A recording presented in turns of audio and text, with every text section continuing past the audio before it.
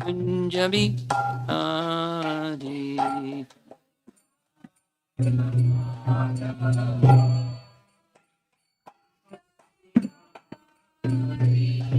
Jaya Radha Madhava Kunjabi Adi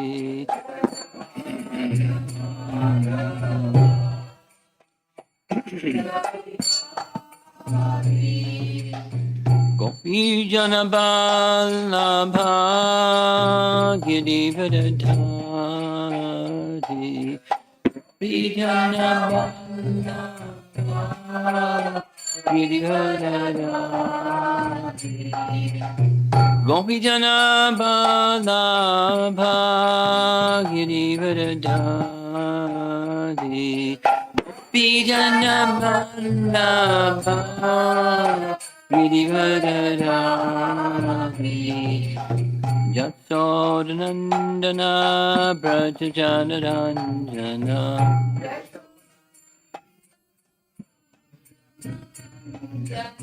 Jasodanandana Brajajanaranjana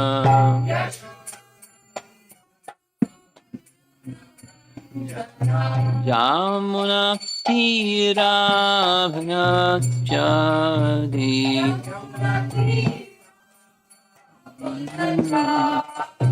Jamuna Tiravnachadi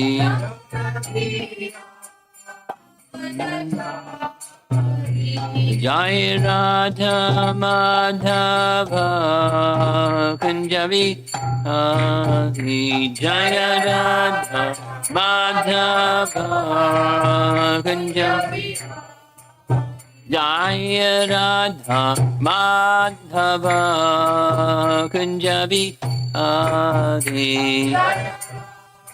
Madhava Kunjabi Adi Gopi Jana Vallabha Girivardhari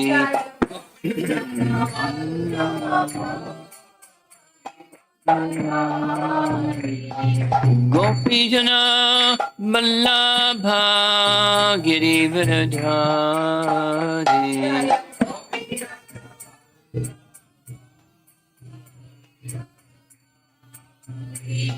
Jasodanandana Brajajanaranjana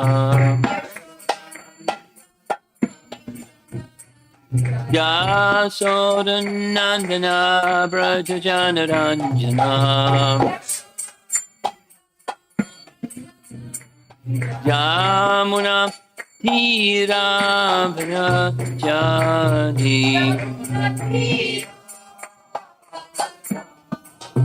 Yamuna Tiravnachadi Yamuna Tiravnachadi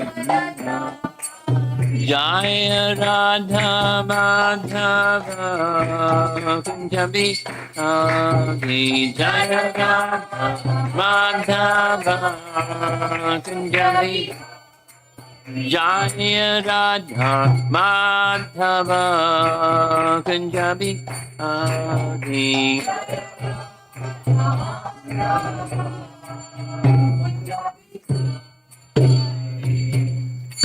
Jaya Vishnupad Paramahamsa Parivajagacharya Astatarasata Srimad His Divine Grace Sri Bhaktivedanta Swami Srila Prabhupada Ki Gaur Premanandi.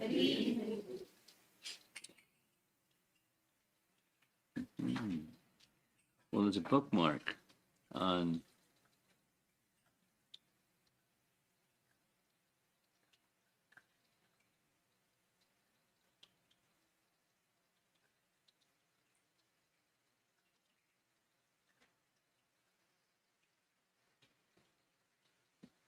one, 4, 5. No, 144. 144. Om Namo Bhagavate Vasudevaya. Om Namo Bhagavate Vasudevaya. Om Namo Bhagavate Vasudevaya. Narayanam Namaskritya Naram Chaiva Narottamam Devim Saraswatim Vyasam Tato Jayamudirayat Tasya Putro Mahayogi Samam Drin Nirvikalpaka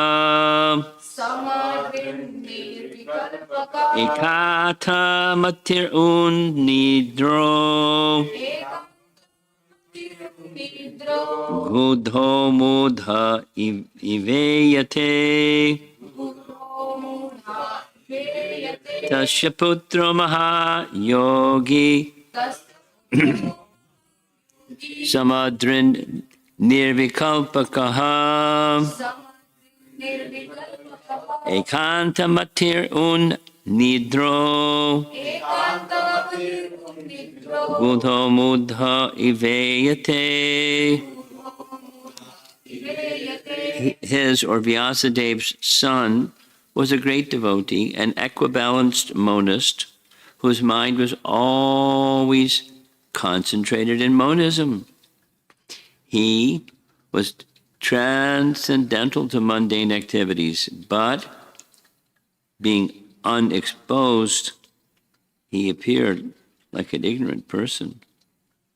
Purport: Shukadev Goswami, Srila Shukadev Goswami, was a liberated soul, and thus he remained always alert, not to be trapped by the illusory energy. In the Bhagavad Gita, this alertness is very lucidly explained. The liberated soul and the conditioned soul have different engagements. The liberated soul is always engaged in the progressive path of spiritual attainment, which is something like a dream for the conditioned soul. The conditioned soul cannot imagine the actual engagements of the liberated soul, while the conditioned soul thus dreams about spiritual engagements. The liberated soul is awake. Similarly, the engagement of a conditioned soul appears to be a dream for the liberated soul. A conditioned soul and a liberated soul may apparently be on the same platform, but factually they are differently engaged, and their attention is always alert, either in sense enjoyment or in self-realization. The conditioned soul is absorbed in matter, whereas the liberated soul is completely indifferent to matter. This indifference is explained as follows. I'll read the next verse, but the context is there's some questions, because that's the format. The sages of Naimisharanya want to hear from Sutta, and their question is, this Srimad Bhagavatam that Vyasadeva composed, how did it come into being? In what period and at what place was this first begun? And why was this taken up? From where did Krishna Dvaipayana Vyas, the great sage, get the inspiration to compile this literature? So it's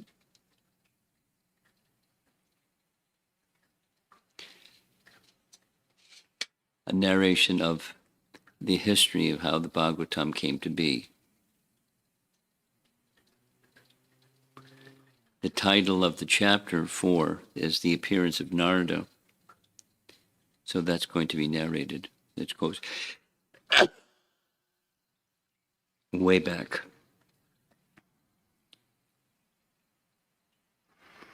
So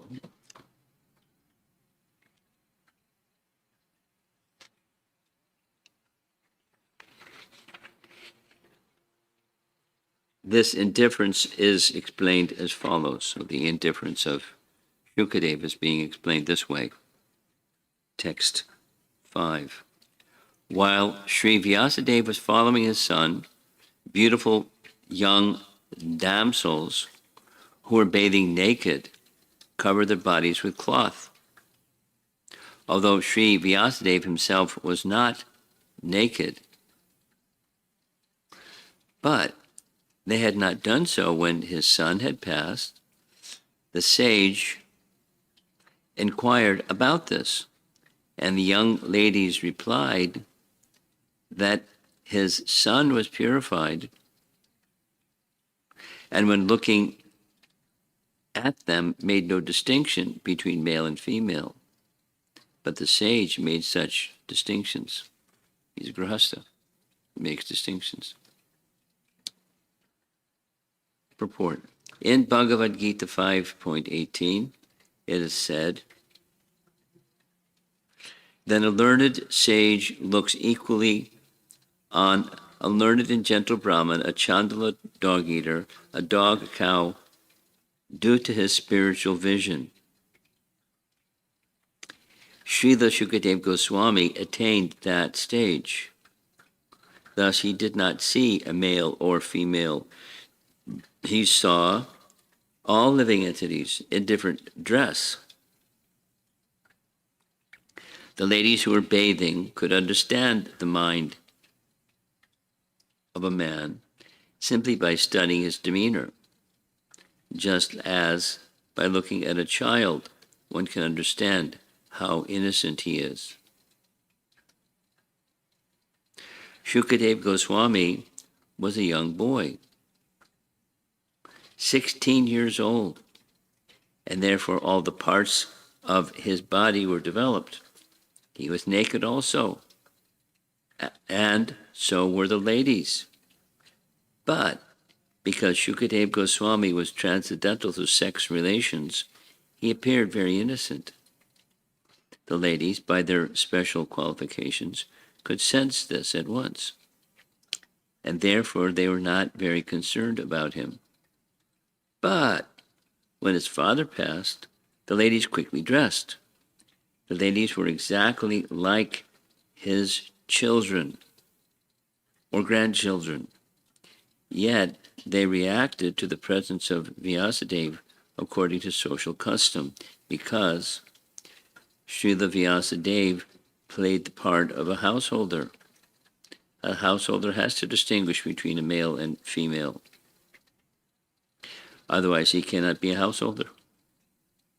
One should therefore attempt to know the distinction between the body and the soul without any attachment for male and female. As long as such distinction is there, one should not try to become a sannyasi, like Shukadeva Goswami. At least theoretically, one must be convinced that a living entity is neither male nor female. The outward dress is made of matter by material nature to attract the opposite sex, and thus keep one entangled in material existence. A liberated soul is above this perverted distinction. He does not distinguish between one living being and another. For him, they are all one and the same spirit. The perfection of this spiritual vision is the liberated stage, and Shukadeva Goswami attained that stage. Srila Vyasadeva was also in the transcendental stage, but because he was in the householder's life, he did not pretend to be a liberated soul as a matter of custom.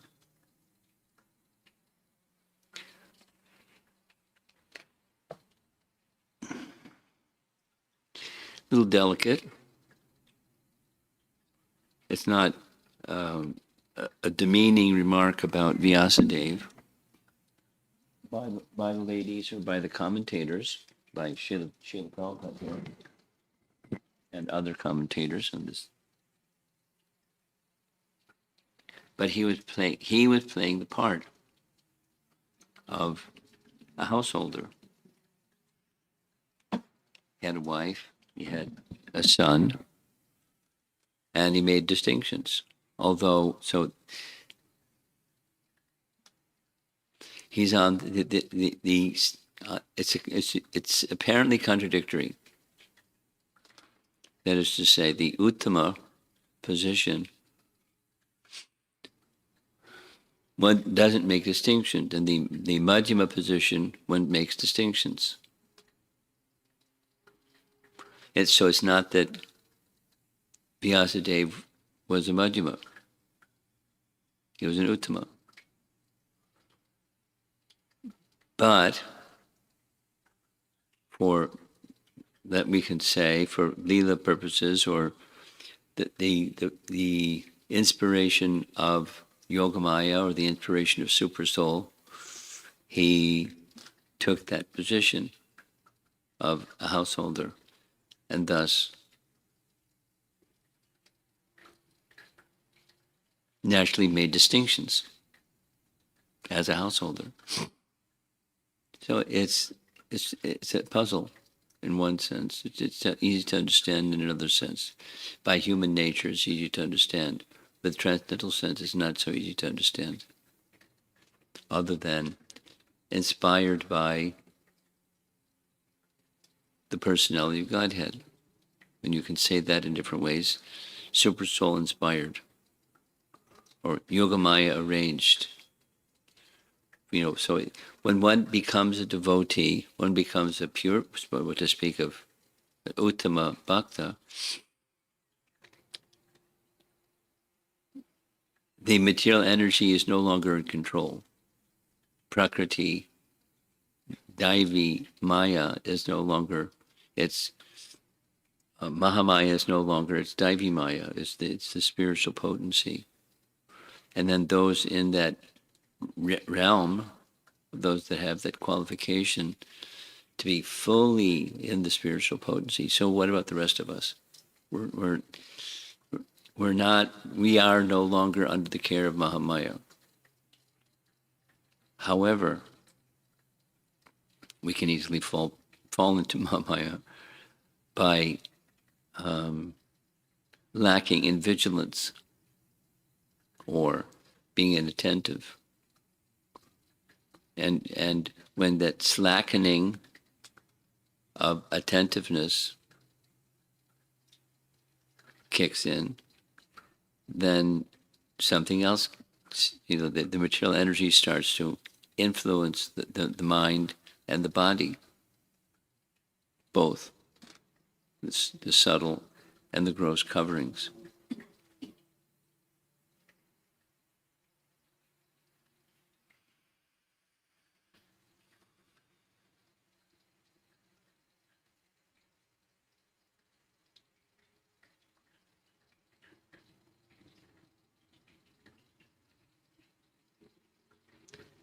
For example, many of the associates of Chaitanya Mahaprabhu and many of the associates of Krishna, being souls on the perfect platform, they were grihastas. There's a long discussion on that topic. How many of our Mahajans are grihastas? More were grihastas than there were not. So what does that mean? They're not on the material platform. They're Mahajans. But for some reason or another, we can say, by the influence of Super Soul, or the carrying out of a pastime or purpose for which the Supreme Lord wanted, they were the inspiration to do so, came to them.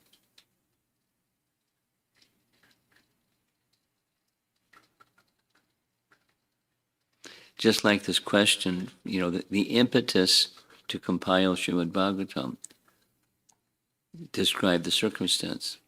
So to write a book there's some inspiration or some impetus. That there must also be some ability. Prabhupada describes, or to his intimate associates, the profound humility that he was feeling, not qualified yet at the same time having a mandate. And so he did. He prepared, as following the example of Bhaktisiddhanta, to go to the West, the teachings of Lord Chaitanya. But he did so in the form of Srimad Bhagavatam. And elaborately, the purpose of this Canto 1 is to prepare the reader to achieve perfection. And who's eligible? Anybody, the world.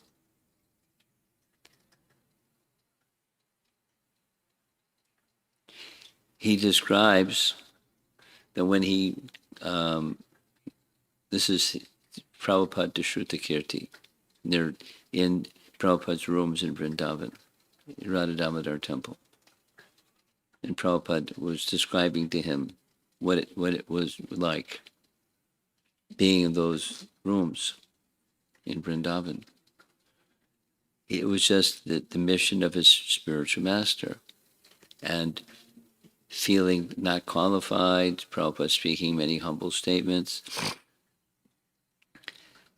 many grammatical mistakes, but I made my effort to fulfill the order of my spiritual master.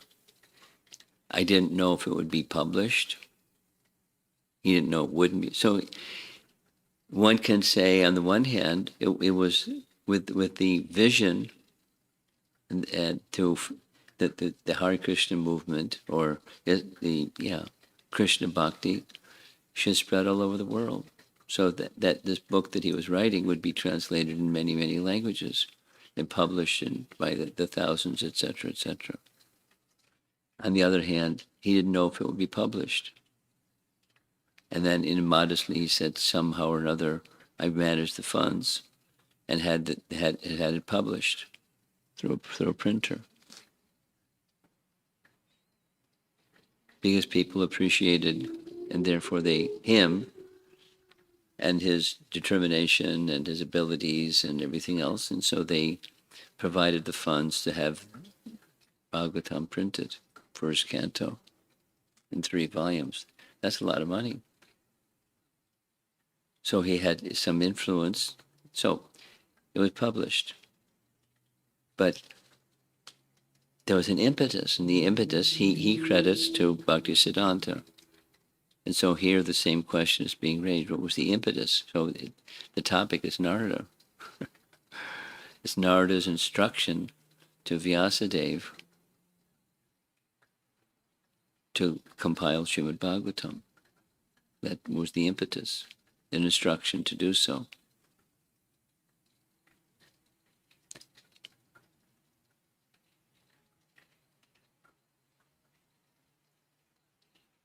With an instruction, this is a teaching Prabhupada would speak many times, with an instruction comes the power or the Shakti to carry out the instruction within the instruction. And one may feel, I'm not qualified. It's okay. The qualification will come because there's an instruction to do something. So you make an effort feeling not qualified to do. And the qualification will come through carrying out the instruction to your capacity. And the initial stages, it may be clumsy, but you do anyway.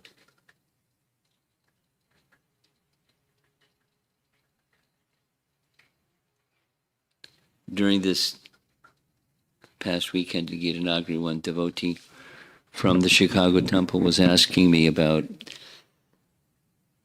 giving Srimad Bhagavatam class. And, should he was feeling not qualified, there's a necessity. He was told there's a necessity. He is put on the Bhagavatam schedule, and So you just do for purification. So it's a service. It's an instruction to do the service. There's a practical example, and anything else, and anything else.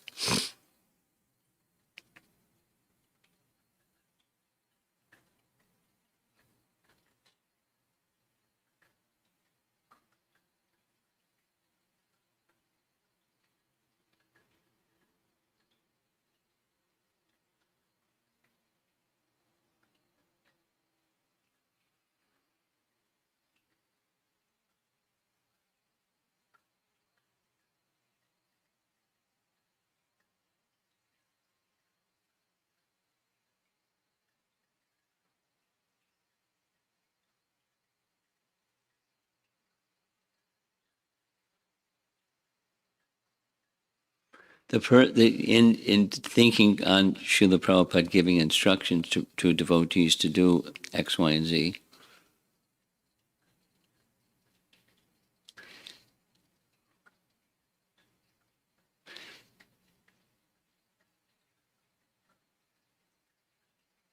doing to the best of one's ability is what we can do. I like this Shrutakirti's example of before Prabhupada trained him personally how to use his cooker. The cooker means how to roll chapatis without a rolling pin, and how to use his cooker to prepare his lunch. And so he did to his capacity. Some time passed, and in the course of his serving Prabhupada, they came to Vrindavan, and all of a sudden he was no longer the cook, Jamuna's the cook. And everyone knew that she's the queen of the kitchen. And Shrutakirti writes that he felt like, not envious, but there was he was a little restless because there was a significant part of his day that was no longer required for him to be in the kitchen. He's kind of, just so chant extra, read extra. So he filled up that space with those hearing and chanting activities. But then when she cooked specifically for Prabhupada, but Prabhupada made some arrangement for Shrutakirti to receive some of his remnants. And when he tasted her cooking, he understood, without being told, that this is the standard, because Prabhupada didn't teach him how to do cooking by Indian standard. He just made what Prabhupada called American prasadam. And he didn't know what that meant. It was just prasadam. But when he tasted Jamuna's cooking, then he could understand.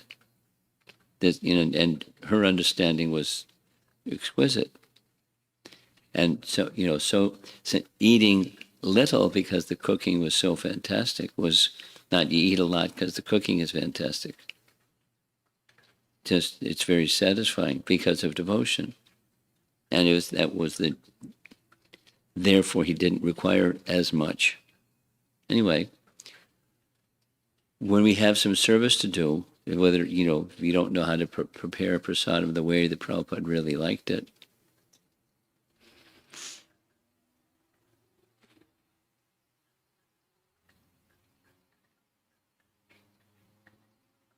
there's other examples, nice examples.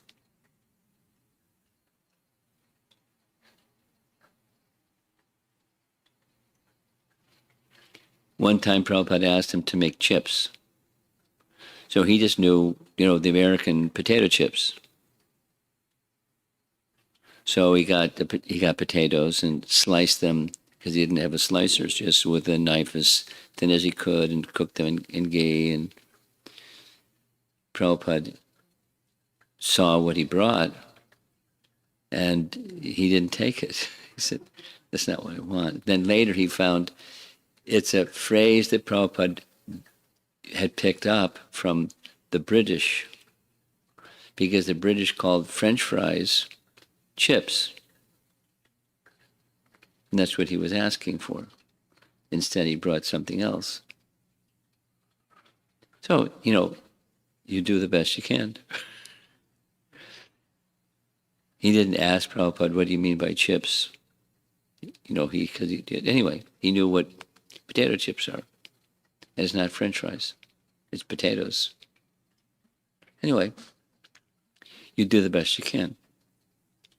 And the ability to carry it out, it may not be immediately, but in course of time, by the willfulness of wanting to fulfill an instruction, the ability to carry out the instruction will come.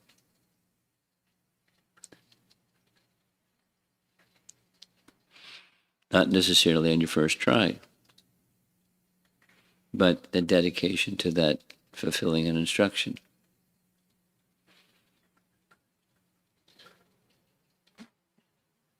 So this chapter 4 is going to describe Narada's instruction to Vyas, because that was the question. Where did he get the impetus? From an instruction to do so. He had a propensity, but the specific instruction to do so was given by Narada. And Narada has, like Vyas, Narada has this trikalagya capacity. So we don't hear an explanation. When Vyas gave the instruction when Narada gave the instruction to Vyas to write such a literature, there isn't some explanation. He knew what was the outcome going to be, because he knew, past, present, future.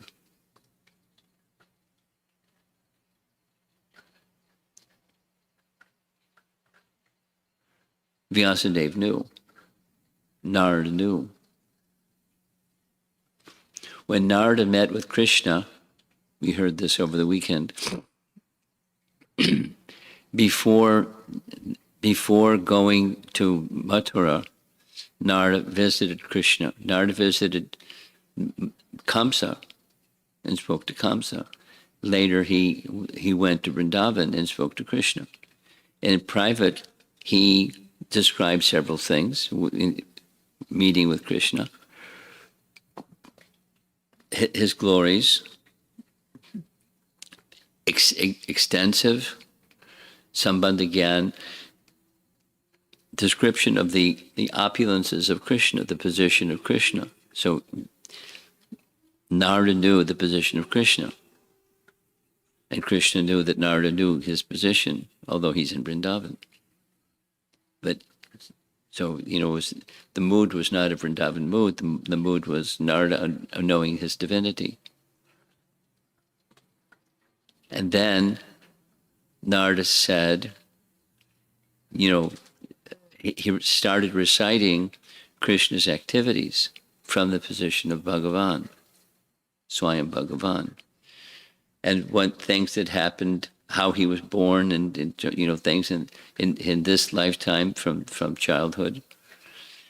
Then the next 2 days he would go to Mathura and kill Kamsa before it happened.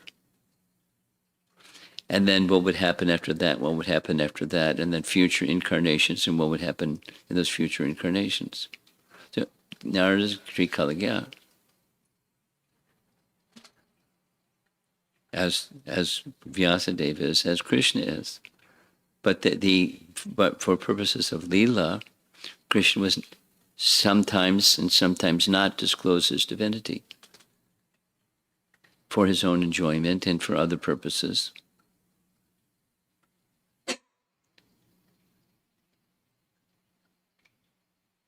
Quite amazing.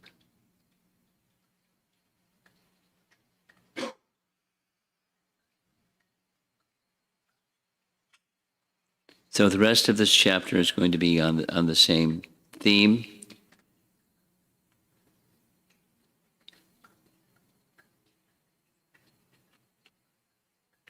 Back to Shukadeva Goswami is on the transcendental platform, as is Vyasadeva on the transcendental platform, but their roles are different in worldly experience, and therefore Shukadeva Goswami was not disturbed seeing naked women. He made no distinction. Although he was naked, they were naked. And Vyasadeva makes distinctions, although he's on the same spiritual platform.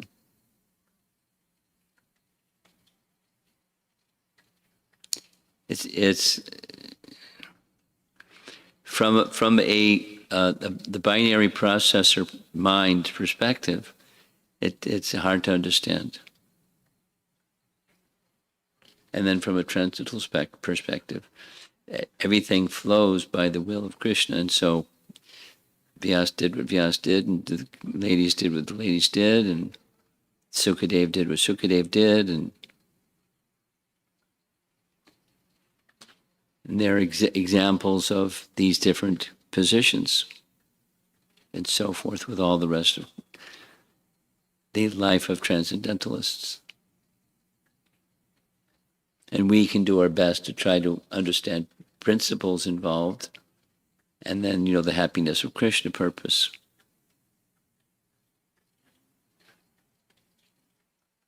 So let's see if there's some discussion.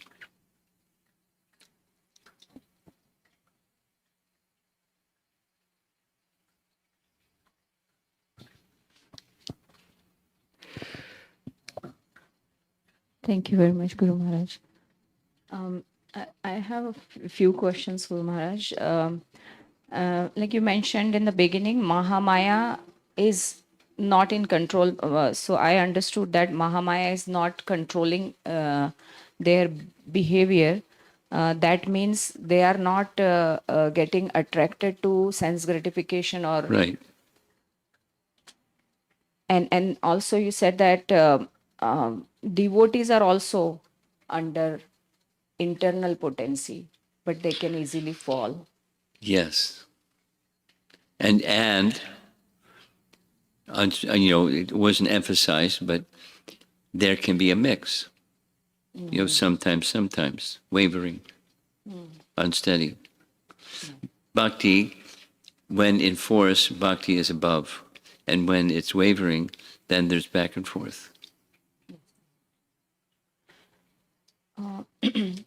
And Maharaj, the instruction given by one's guru, that topic.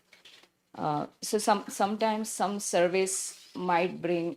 One is contemplating how should I understand this instruction, and That's good. And there could be like multiple facets to it, because taking my own example, that I have a lot of conditioning, so I might be thinking in my own ways, that okay, this is what I should understand this instruction, this is what, how am I supposed to do. But it's not that,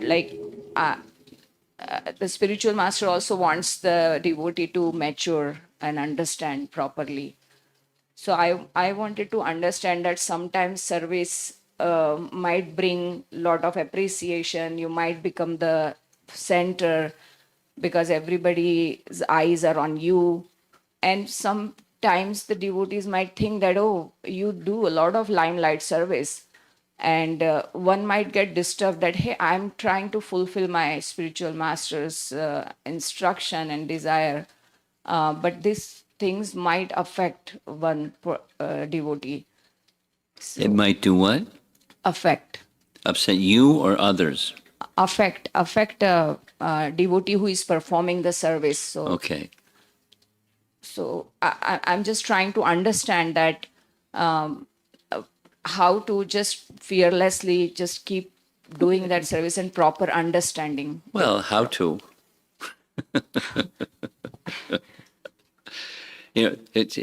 Without pure bhakti, it's the how to isn't going to happen. And so I'm not in pure prema bhakti. So how to? So, but in association with those that are more elevated, and more quality. So sadhu sangha, and inquire and see the example and serve them and please Krishna by all the above, and know that with the foundational self-evaluation of humility, then that means I'm not going to, there in that foundational humility. I'm not going to rely on my assets, whatever those might be. I want to deploy them or engage in them for Krishna's satisfaction, and less than perfectly because I'm less than perfect, and so I don't depart from that humility. Humility is a foundation of love. Without humility, there isn't love.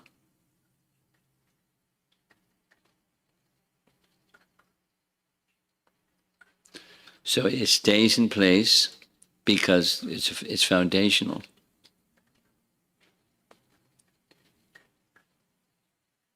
Sada dambam, giving up pride. That say it positively. Stay always in the humble position. So that's a foundational requirement and a protection.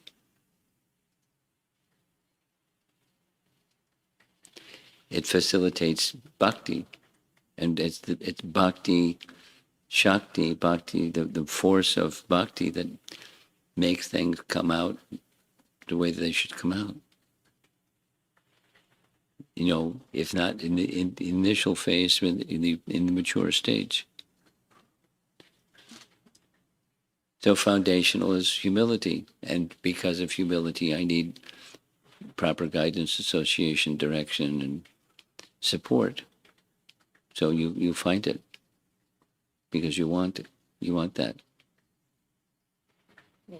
And Krishna will send. Okay? I had one more, Maharaj, but I couldn't articulate it so far. If anybody else has, then if it is okay, I'll come back. Okay.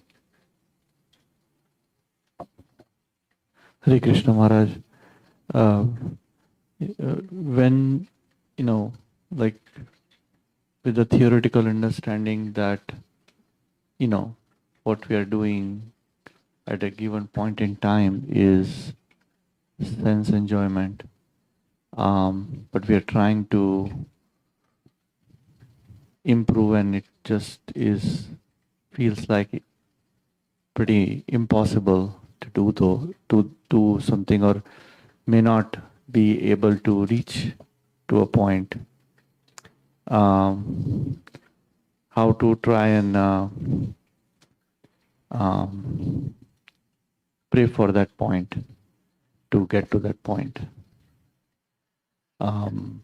Because praying also it doesn't come at that point in time, so it's it's quite difficult.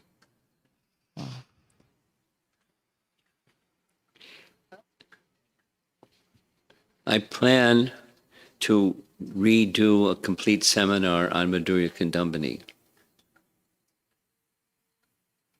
And in the Madhurya Kandambini, the chapter 1 is how does bhakti begin?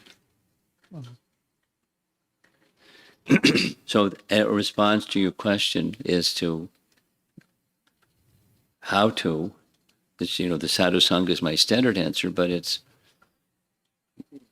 step back and restart fresh. And then this restarting fresh is some faith. And with that faith, there's something higher. So I'm in the humble position. I have faith in something that's higher. And then, so revisit both the higher and the humility, the faith in the higher, and whatever it is that is about the higher that one has. So, and then you refine it, because the way you start with how bhakti begins is there's the bhakti shakti, but it's muddled with the modes of nature and are conditioned in conceptions, and so it's wholesome. It may be uncomfortable, but it's wholesome to revisit, just like start all over again. Not exactly, but from where you never lose anything in bhakti, but you go back to that space where I really don't know. I'm not the qualified one.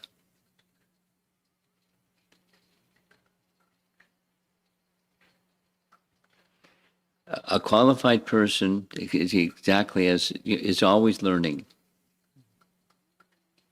and then when that's always learning shuts down, that's the beginning of falling.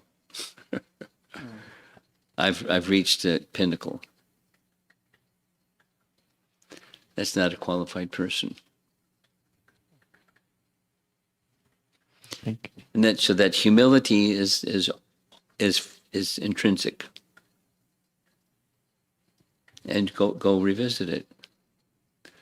And then you with faith look up to that which is I have faith in. Even if it's a principle, and then where is that principle embodied?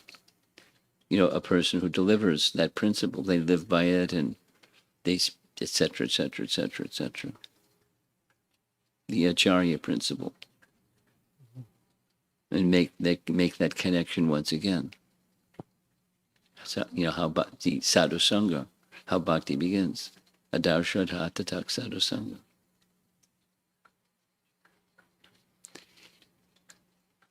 And revisiting is good because complacency and pride and contaminations easily, when one isn't vigilant, when subjected to all those things.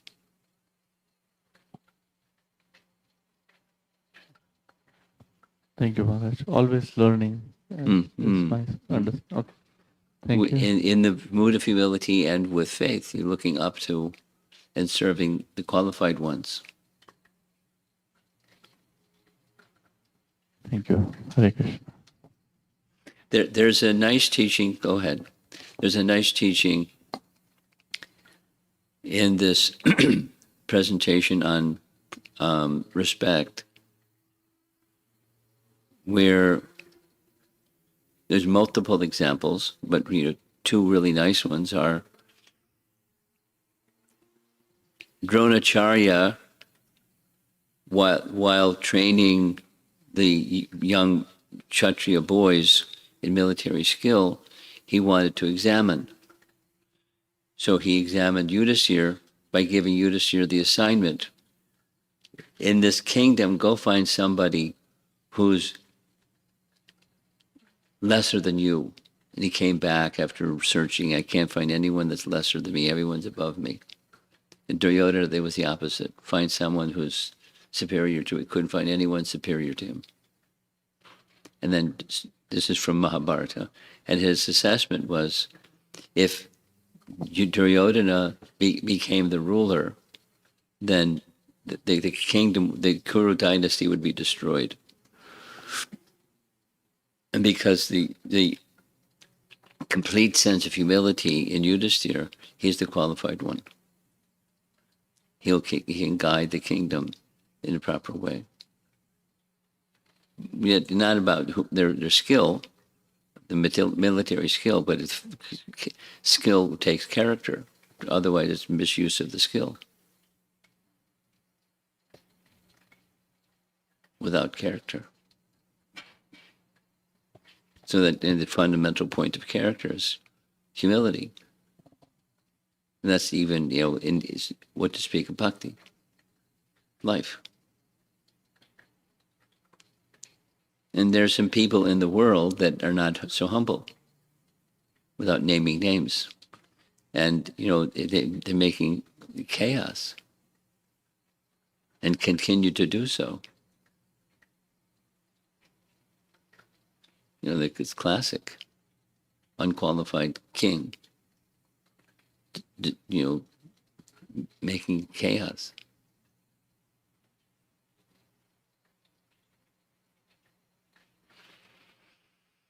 Go ahead. Thank you very much, Guru Maharaj. I was contemplating on the specific point of With the instruction comes empowerment. Yeah. And I was also thinking that two things. One, does it then mean there is no instruction, no empowerment? Well, what do you think? Uh, You've answered your question. my question is going more in the direction of sometimes there is not a specific instruction. So there's general instruction, Yeah. and from general, the inquisitive person can get more specific, just like your question right now. Yes, Guru Maharaj. There is one more follow up. For last few days, I have been contemplating on Vyavasayatmika Buddhi verse from Bhagavad Gita, chapter 2. Yeah. And somehow I'm finding that these two are two different things. Which two? One, that the instruction from the spiritual master brings empowerment with it to carry out any nature of the instruction. And two, that Vyavasayatmika Buddhi should be focused. It should, the verse is Ekeha Kurunandana Bahushakha Anantascha Buddhayo Avyavasai Nam. So I don't see the discrepancy. Can you point it out? uh, I'm looking at it from the point of view of if I get an instruction in, say, direction A, and I execute that instruction, and then I get an instruction that I have to go in direction B, and then I execute that. So it really depends upon what instruction is given and how you are executing it. Yeah. Yes. and- How you're executing it depends on how you've understood the instruction. Yeah. That was your wife's question. Yeah. And from Vyavasayatmika Buddhi, I am making out that my focus has to be unidirectional. Well, it hits. It's like a GPS. Supposing I'm driving along, following. I put the destination in. I'm driving along, and I miss a turn. I take the wrong turn. The GPS will get you back on track because the destination is there. You follow? Yeah. So that's the unidirectional. Vyavasayatmika buddhi. If I make a boo-boo, Super Soul is there, and he'll one way or another way or 16 ways let me know. You made a wrong turn. And some turns, that's not reversible. Or there's like Sri Radhika's question in Gitanagri. There's consequences. My intention may have been a good intention, but I did something that didn't match the intention, and someone became offended or something like Vidura. So it happens in life, and it's not just storybook. It happens in life, and there's consequences. So what do? We accept the consequences. If Krishna wants, Krishna can do with the consequences whatever he wants. But so the Vyavasayatmika Buddhi is the conclusion, the starting point and the concluding point. Stay fixed on being the instrument, an instrument in carrying out the will of the master, whatever that will is. And my understanding of the will may need refinement, and he can give it another, don't turn right, turn left, or keep going straight, or whatever. So super soul, there's two. There's super soul and there's spiritual master or sadhu. Thank you very much. Yeah.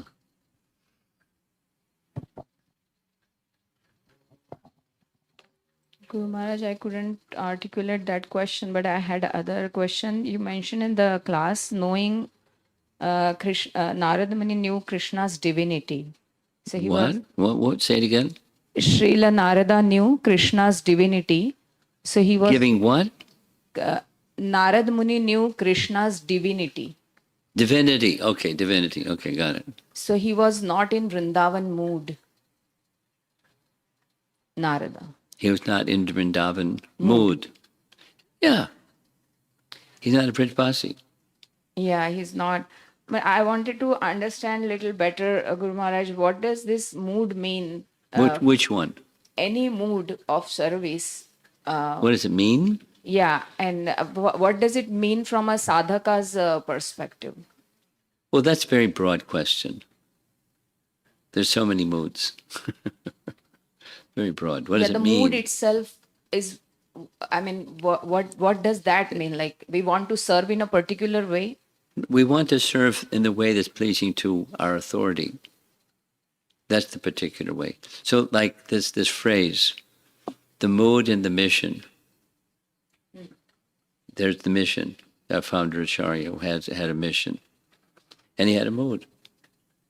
Now we can't replicate that mood, but we can make our best effort to understand the mood, and then, according to our understanding of the mood, adopt according to our nature the mood.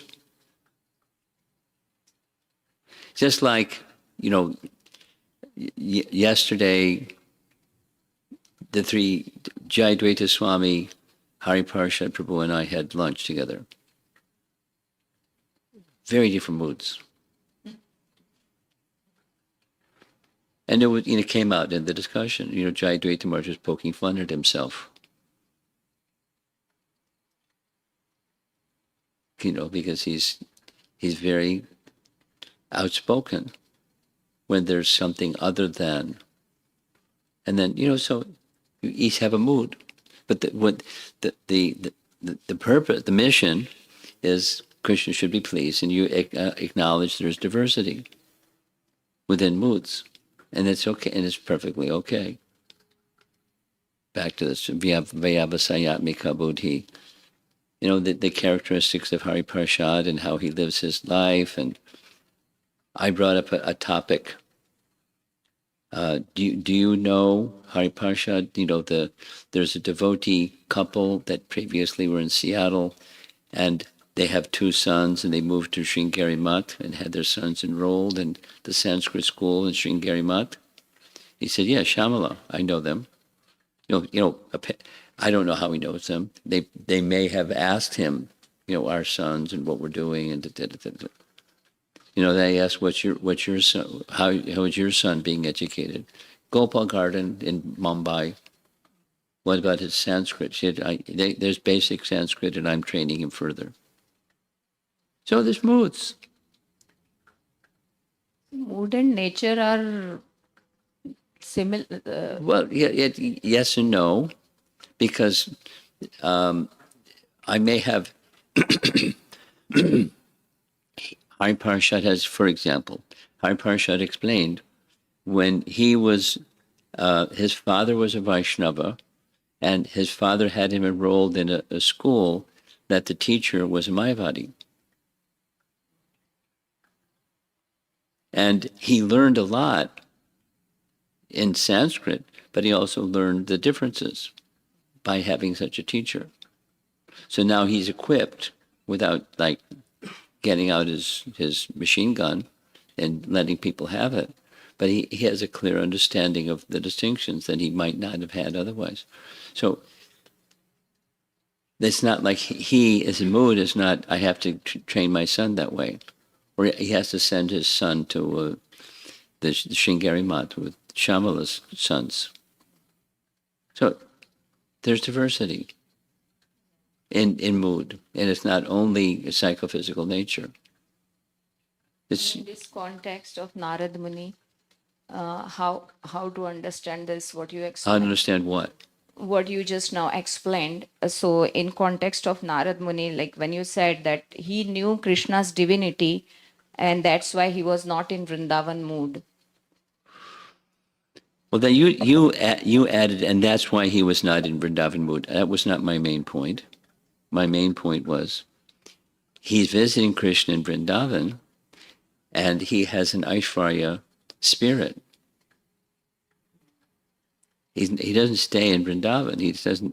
He knows his divinity, and he goes all over the universe, and so it has a function. So one can say his mission is different. But in that mission, he's instrumental in revealing Srimad Bhagavatam, because that was the question at the start of the chapter. What was the impetus for this Srimad Bhagavatam? And it's glorified by all our Gaudiya Vaishnava acharyas, and outside of Gaudiya Vaishnavism, Srimad Bhagavatam is glorified. This mood is given by, Krishna in one Yeah, sense. and with a personality like Narada Muni, it's given by Krishna. He's completely under Krishna's care and control. Everything.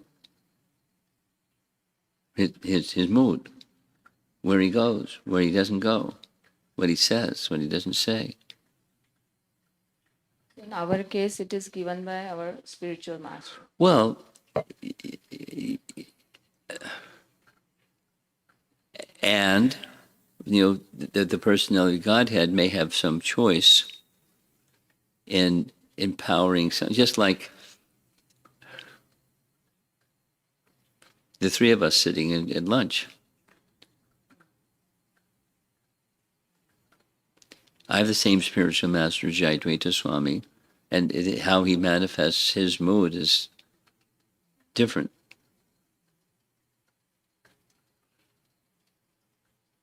Thank you very much. Careful of making generalizations and drawing deductions from those generalizations.